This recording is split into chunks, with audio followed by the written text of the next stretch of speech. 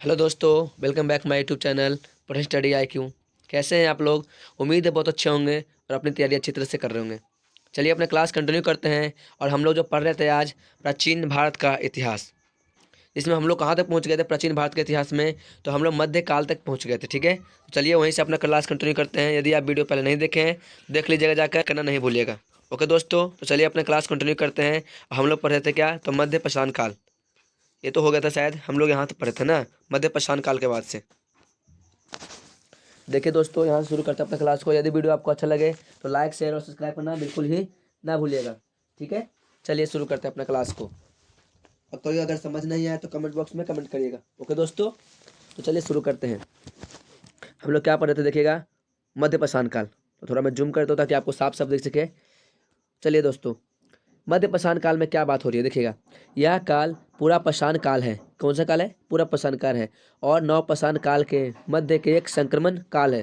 संक्रमण बोलते इसका हिस्सा वाला। ठीक है, वस्तुत यह काल नव पाषाण काल का अग्रगामी माना जाता है। और ये जो काल है ना, किसको माना जाता है? तो नव पाषाण काल का अग्रगामी माना जाता है।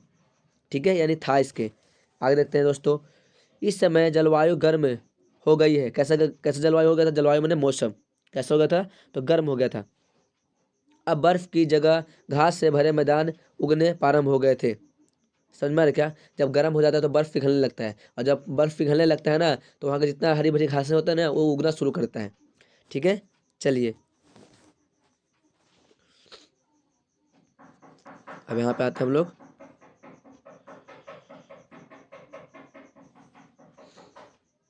क्या पढ़ा था? मध्य पाषाण काल है ना, तो मध्य पाषाण काल, फिर उसके बाद यहाँ पे देखते हैं। चलिए दोस्तों, यहाँ से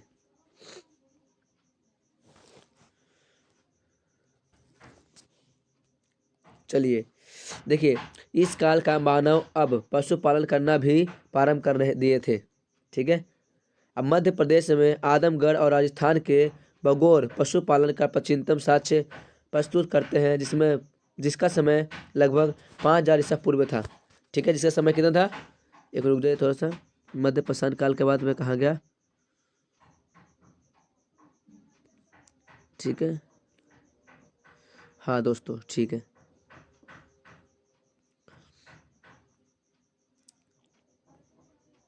हैंडेक्स पढ़ लिए थे हम लोग, मध्य पाषाण काल। चलिए दोस्त देखिएगा, मैं थोड़ा और बड़ा करता हूँ। चलिए देखिए, इस काल का जो मानव अब पशुपालन करना आरंभ कर दिया, आरंभ मैंने तो शुरू कर दिए थे। ठीक है, मध्य प्रदेश के आदमगढ़ और राजस्थान में बगौर पशुपालन का प्राचीनतम साक्ष्य प्रस्तुत होता है। प्राचीनतम मैंने उसके पूछा हुआ मिलता है। इसका समय था 5000 ईसा पूर्व। ईसा पूर्व को हम लोग शॉर्ट में BC बोलते हैं। ठीक है, चलिए आगे चलते हैं हम लोग। मध्य पाषाण कालीन सबसे प्राचीन ज्ञात स्थल जिसका नाम क्या? सराय नहर था। सराय नहर, राय महद महददा प्राप्तगढ़ यहाँ पे दिखाया गया था। ठीक है, आगे देखते हैं। इस समय प्रथम के उपकरणों को इस समय पत्थर के उपकरणों में तीर का जो नोक बनाया जा गए हैं वह इन युग में का विशिष्ट उपकरण है। उपकरण मतलब एक अच्छा था, मतलब आविष्कार बोल सकते हैं इसको।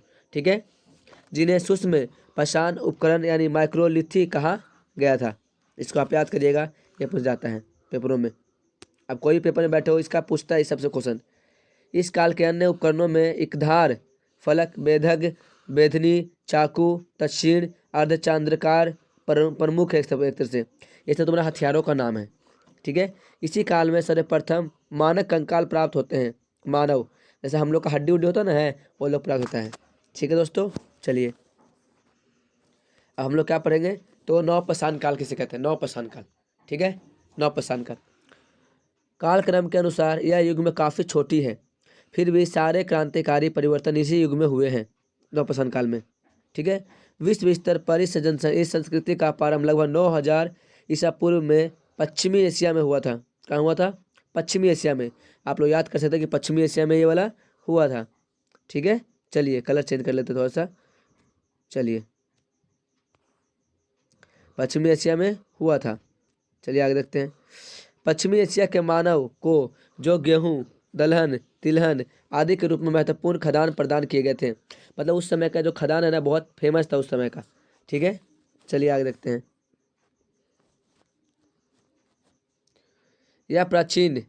यहाँ की प्राचीनतम नवपाषाण युग में बड़ी मेहरगढ़ बस्ती, मेहरगढ़ पाकिस्तान जिसे बोल सकते हैं, पाकिस्तान में भी है। कृषि का सबसे पहला और स्पष्ट प्रमाण यहीं से मिला है तथा इस जगह के मानव ने 1700 ईसा पूर्व में कृषि उत्पादन प्रारंभ किया था। कब किया था? तो 1700 ईसा पूर्व में। ओके दोस्तों, ये सब याद करने वाली चीज़ें याद करिएगा, थोड़ा सा समझिएगा इसको, ठीक है। चलिए, वैसे समझने वाली चीज़ ही है, बिल्कुल ऐसा थोड़ी ना कि याद ही करना है। इसी तरह भारत में कोल्डिहवा नामक स्थान से चावल उगाने का प्रचार प्राचीन साक्ष्य प्राप्त होते हैं। तो बोलेगा कि चावल कहाँ से मिलते हैं, तो आप बोलिएगा कि कोल्डिहवा, दिख रहा है क्या, कोल्डिहवा नामक स्थान पे यहाँ बहुत प्राचीनतम मिलता है, ठीक है। लगभग 5000 ईसा पूर्व के लगभग आता है, ठीक है। नवपाषाण काल में स्थिर वासी लोग खेती से परिचित हो गए थे, मतलब वहाँ जो लोग थे ना आसपास के रहने वाले, वहाँ ना खेती करना शुरू कर दिए थे, ठीक है। और पालतू पशु भी रखने लगते थे, जैसे मान लीजिए कुत्ता तो रखते ही थे, ठीक है ना, बकरी भी रखने लगे थे, ठीक है, बहुत सारे सुअर भी रखने लगे थे, ऐसा तुम्हारा बहुत सारा रखा गया था, ठीक है। चलिए आगे देखते हैं।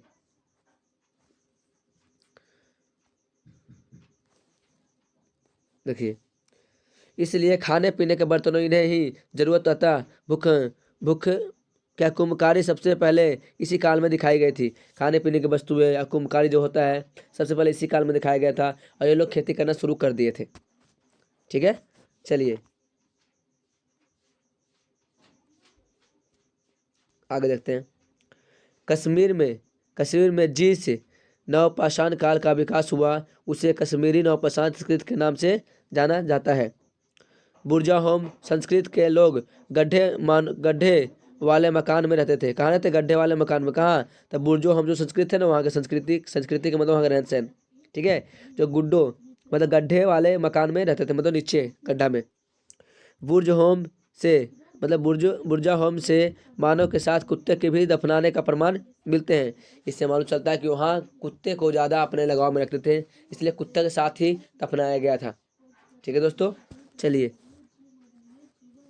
यदि वीडियो अच्छा लगे तो लाइक और शेयर करना नहीं भूलिएगा। चलिए आगे देखते हैं हम लोग।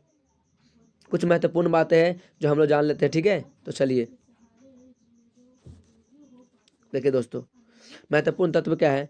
रॉबर्ट ब्रूसफुट, जिन्होंने पाषाणकालीन सभ्यता की खोज की, एक भूवैज्ञानिक थे। क्या थे वो? भूवैज्ञानिक। भूग मने भूमन धरती और वैज्ञानिक मने धरती का वैज्ञानिक थे। जोग्राफिकली बोल सकते थे, कोई गलत नहीं है, ठीक है दोस्तों। चलिए आगे देखते हैं। मध्य प्रदेश में नर्मदा घाटी में स्थित हथनौरा से मानव खोपड़ी का जीवाश्म प्राप्त होता है। मानव जो ह्यूमन होता है ना, ह्यूमन हेड जो खोपड़ी होता है, उसको प्रमाण मिलता है। सोचिए, मध्य प्रदेश में नर्मदा घाटी के पास। जो भारत में सबसे प्राचीन है, जो सबसे पुराना है ये वाला स्थल, सोच लीजिए इसके बारे में। लोहंदा यानी बेलन घाटी से हड्डी के बनी नारी की मूर्ति प्राप्त होती है। देखिए क्या बोला, हड्डी की बनी नारी की मूर्तियां प्राप्त हुई है, जो उच्च पूरा पाषाण काल से संबंधित रखता है। कहाँ से संबंधित रखता है? तो उच्च पूरा पाषाण काल से संबंधित रखता है, ठीक है। चलिए आगे देखते हैं। देखिए, पशुपालन का प्राचीनतम प्रमाण आदमगढ़ एवं बगौर से प्राप्त होता है। कहाँ से होता है? आदमगढ़ एवं बगौर से प्राप्त होता है। विश्व के प्राचीनतम मृत भांड बेलन घाटी में स्थित चौपाली मांडो से प्राप्त हुआ है। अब बुर्जा होम संस्कृत के लोग जमीन के अंदर गड्ढे बनाकर निवास करते थे। निवास माने वहाँ रहते थे। यही से वहाँ मानव के सभी कुत्ते को दफनाया जाने का प्रमाण मिलता है। जितना कुत्ते हैं ना, वहीं से दफनाने का सब मिलता है कि यहीं दफनाया ही गया था, ठीक है। चलिए आगे देखते हैं हम लोग, इसको के बारे में कुछ जानते हैं।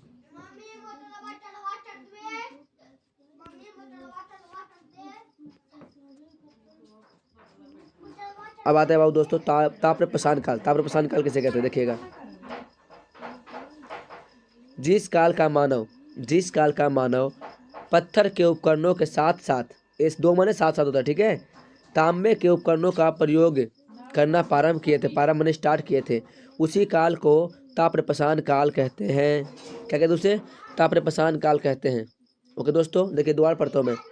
जिस काल का मानव पत्थर के उपकरणों के साथ साथ तांबे के उपकरणों का प्रयोग करना प्रारंभ कर दिए थे, उसी काल को ताम्रपाषाण काल कहते हैं।